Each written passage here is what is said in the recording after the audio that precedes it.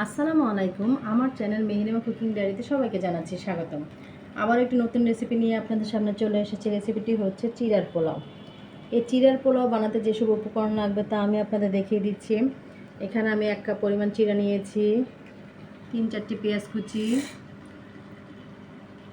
আদা কুচি, একটা টমেটো কুচি, আর এখানে যে ফ্রোজেন আমার কাছে বরবটি ছিল সেটা দিয়েছি, কিছু মটরশুঁটি, আর হচ্ছে গাজর কুচি, তেজপাতা, এলাচ, দারচিনি, আর এখানে মুরগির বুকের টুকরোটা নিয়েছি আমি এইভাবে কুচি কুচি কেটে রান্না করার জন্য সয়াবিন তেল আর ঘি।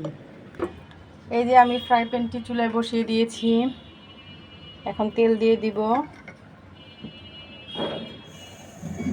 তেলটা গরম হয়ে গেলে এই যে আমি পেঁয়াজ কুচিটা দিয়ে দিচ্ছি।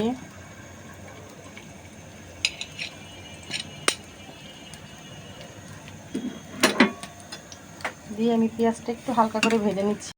একটু হালকা করে ভেজে নিয়েছি, বেশি ভাজা লাগবে না। এখন তেজপাতার ফোড়নটা আর এলাচ দারচিনিটা দিয়ে দিব, আর সাথে আমি চিকেনটাও দিয়ে দিব। দিয়ে এর মধ্যে আমি এই যে আদা কুচিটাও দিয়ে দিব।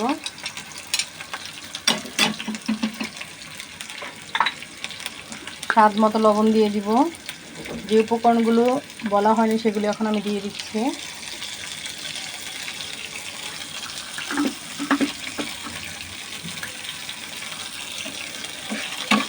এই যে 1 মিনিটের মতো ভেজে এখন আমি এই যে গাজর, বরবটি, বাকি যে উপকরণগুলো আছে সেগুলো দিয়ে 5 মিনিটের মতো একটু ভেজে নেব। আর সাথে আমি একটু মিক্স মশলার গুঁড়া দিয়ে দিব, আধা চামচ দিয়ে এই যে আমি 5 মিনিটের মতো একটু কষিয়ে নেব। এই যে সবজি আর বাকি উপকরণগুলো চিকেনের সেগুলো মিক্সড করে ভালো মতো কষানো হয়ে গেছে। এখন আমি এই যে চিড়াটা ধুয়ে রেখেছি সেই চিড়াটা আস্তে আস্তে করে দিয়ে দিব।